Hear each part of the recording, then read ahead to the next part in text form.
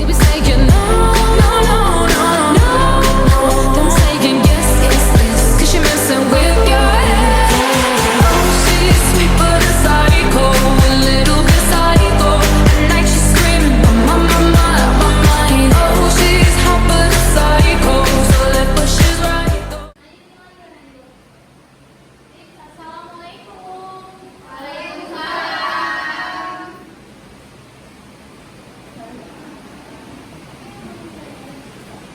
Masih pada semangat ya? Masih.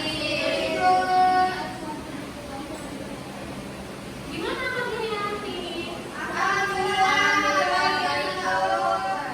Coba duduknya lebih dirapiin dulu ya nak, biar enak buat belajar lagi. Ya Bu. Oke, ibu absen dulu ya. Ya. Dwi Fitrianingsih, saya Bu. Olivia Nalka, ada Bu. Feren Audilia, sakit Bu. Oh, sakit ya. Ya. Di rumah ada Bu. Ya, di semua ya. Ya, Feren. Oke, jadi hari ini Ibu akan membahas materi kita tentang laporan keuangan perusahaan jasa. Sebelumnya kalian udah pernah belum buat laporan keuangan? Belum. Belum ya. Oke, Ibu mulai langsung aja materinya. Yang pertama yaitu apa itu laporan keuangan? Ada yang tahu? Belum. Oke, jelasin ya. Jadi, laporan keuangan itu adalah dokumen yang mencatat kondisi keuangan suatu perusahaan. Nah, di laporan keuangan ini ada tujuannya, yaitu untuk memberikan informasi kepada pemilik perusahaan, kepada manajer, dan kepada pihak eksternal. Nah, perusahaan jasa ini hanya berfokus kepada penjualan jasa, bukan barang. Nah, contoh dari perusahaan jasa itu ada yang tahu nggak? Saya Bu. Yang lain? Salon. Ya, terus? Ini perusahaan ojek online. Bengkel. Terus? Sudah Bu. Jadi contoh dari perusahaan jasa yaitu salon, ojek online, bengkel, dan sebagainya yang menjual jasanya ya. Jadi selanjutnya yaitu jenis dan rumus laporan keuangan perusahaan jasa. Nah, laporan laba rugi yang pertama. Di minggu lalu udah mempelajari laporan laba rugi ya. Jadi di sini gue hanya mengulang tentang laporan laba rugi yang pertama dengan rumus total pendapatan dikurangi total beban. Nah, jika pendapatan suatu perusahaan dikurangi beban hasilnya positif, maka perusahaan itu mengalami laba. Nah, sebaliknya jika pendapatan suatu perusahaan dikurangi beban dengan hasil negatif, berarti perusahaannya mengalami kerugian. Oke, yang kedua, laporan perubahan modal dengan rumus modal awal ditambah laba dikurangi prefer. Ada yang tahu prefer itu apa? Saya. Oh, indah. Prefer merupakan pengeluaran untuk keperluan individu atau seseorang. Ya, betul sekali. Nah, rumus yang kedua yaitu modal awal dikurangi rugi dan dikurang prefer. Nah, yang ketiga yaitu neraca. Neraca dengan rumus aktiva sama dengan pasiva. Aktiva itu terdiri dari harta, sedangkan pasiva terdiri dari utang plus modal. Nah, kenapa yang keempat dan kelima ini tidak dijelaskan?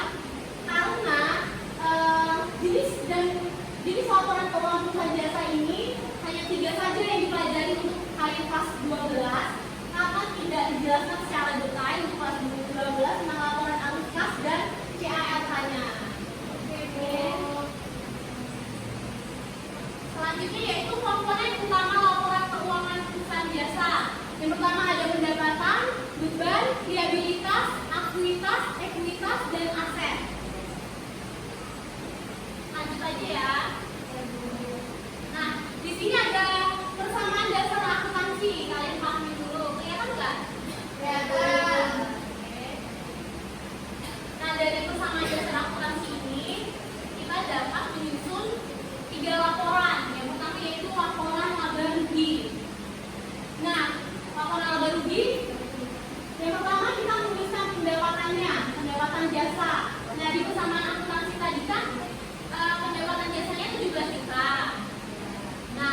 tambah poin keduanya beban.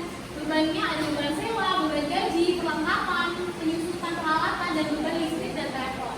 Nah, rumusnya tadi laporan Abang Kiri ingat rumusnya? Pendapatan dikurangi dengan beban. Nah, betul. Jadi, pendapatan di sini kan 17 juta. Total bebannya 13.600.000. Jadi kita ambil 17 juta dikurangi 13.600.000. Hasilnya yaitu 3.400.000. Ini adalah laba bersihnya. Oke, paham ya? Lanjut. Yang kedua yaitu menyusun laporan perubahan modal. Nah, tadi rumusnya apa? Ada ingat? Yang bisa dijelasin? Rumus perubahan modal. Coba ya? Coba. Jadi berarti yang iya emang pada masuk ya? Iya. Jadi rumus tadi laporan perubahan modal. Kan tadi ini perusahaannya mengalami laba ya. Jadi rumusnya modal awal ditambah laba dikurangi risiko. Nah, menyusun laporan perubahan modal. Kita tulis dulu modal awalnya berapa? 160 juta. Labanya tadi berapa? 100.000. Nah, kita total nih. Jadi kan 163.400.000 nih. Jadi dia mengalami kenaikan. Nah, dikurangi pribanya. Pribanya itu 2 juta. Jadi 163.400.000 dikurangi. Jadi hasilnya 161.400.000. Paham ya?